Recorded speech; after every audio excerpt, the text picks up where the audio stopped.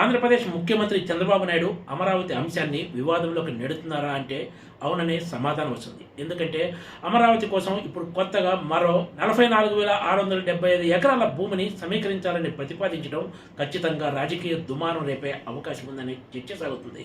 ఓవైపు ఇప్పుడే రాజధాని అమరావతి పనులు వేగం అందుకుంటున్న వేళ చంద్రబాబు సర్కార్ తీసుకున్న తాజా నిర్ణయం ఖచ్చితంగా విమర్శలు ఎదుర్కోక తప్పదు. రాజధాని కోసం రైతుల నుంచి ఇప్పటికే 33,773 ఎకరాలు సమీకరించారు.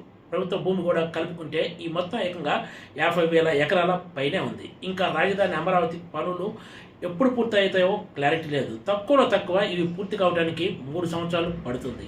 ఈ తరుణంలో రాజధాని విస్తరణ పేరుతోటి ఏకంగా దగ్గర 45,000 ఎకరాల భూములు సమీకరించాలని కొత్తగా నిర్ణయం తీసుకోవడం రాబోయే రోజుల్లో రాజధాని అంశాన్ని మరింత వివాదంలోకి నెట్టే అవకాశం లేకపోలేదనే చర్చ రాజకీయ అధికార వర్గాల్లో సాగుతోంది. ఆంధ్రప్రదేశ్ రాజధాని పనులు వేగంగా సాగటానికి అంతా సిద్ధమైన తరుణంలో ప్రభుత్వం ఈ అంశాన్ని లీకుల ద్వారా బయటికి పంపడంతో ఇది ఏ మలుపు తీసుకుంటుందో అన్న టెన్షన్ అమరావతి ప్రాంత రైతుల్లో కూడా ఉంది. ఇప్పుడు కొత్తగా తుళ్ళూరు, అమరావతి, తాటికొండ, మంగళగిరి మండలాల్లో 44,676 ఎకరాల భూమిని కొత్తగా సమీకరించాలని ప్రతిపాదించారు. దీనికి సంబంధించి ప్రభుత్వం గత కొన్ని రోజులుగా కసరత్తు చేస్తున్నట్లు తాజాగా వెలుగులోకి వచ్చింది. రాజధాని అమరావతికి సమీకరించిన భూమి కంటే ఇంకా ఎక్కువ మొత్తంలో ఇప్పుడు కొత్తగా రాజధాని విస్తరణ, అంతర్జాతీయ విమానాశ్రయం తదితర పేర్లు చెప్పి భూమి సమీకరించాలని ప్రతిపాదించడం టీడీపీ నాయకులను కూడా విస్మయానికి గురి చేస్తుందని చెప్పాలి. రాష్ట్రం ప్రస్తుతం ఉన్న పరిస్థితుల్లో ఇది ఏమాత్రం సమర్థనీయం కాదన్నది టీడీపీ నేతల అభిప్రాయంగా కూడా ఉంది. అయితే టీడీపీ అధినేత ముఖ్యమంత్రి చంద్రబాబు నాయుడు ఇవేమీ పట్టించుకున్న పరిస్థితుల్లో లేరనే ఆ పార్టీ నాయకులే వ్యాఖ్యానిస్తున్నారు.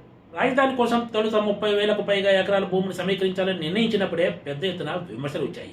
కానీ రాష్ట్ర విభజన తర్వాత కొత్తగా ఏర్పాటు చేసే గ్రీన్ ఫీల్డ్ క్యాపిటల్కు ఇంత భారీ మొత్తంలో భూమి సమీకరించినా తప్పులేదనే అభిప్రాయాన్ని కొంతమంది వ్యక్తం చేశారు.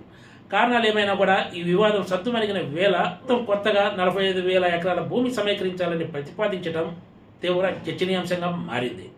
రాజధాని అమరావతి పూర్తయిన తర్వాత కూడా అమరావతికి ఎంతమంది వస్తారు, అది హైదరాబాద్ లాగా, వైజాగ్ లాగా కలకలలాడటానికి ఎంత సమయం పడుతుందనే అంశంపై ప్రస్తుతానికి స్పష్టత లేదు. ఇదేమీ క్లారిటీ లేని తరుణంలోనే రాజధాని విస్తరణ పేరుతోటి ఇంత భారీ ఎత్తున భూమి సమీకరించాలని నిర్ణయించడం ఖచ్చితంగా రాజకీయ దుమారం రేపడానికి కారణమయ్యే అవకాశం ఉంది.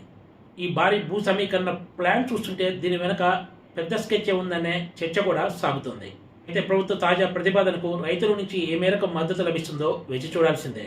గత కొన్ని సంవత్సరాలుగా రాజధాని అమరావతి ప్రాజెక్టును రియల్ ఎస్టేట్ ప్రాజెక్టుగా కొంతమంది విమర్శిస్తూ ఉన్నారు.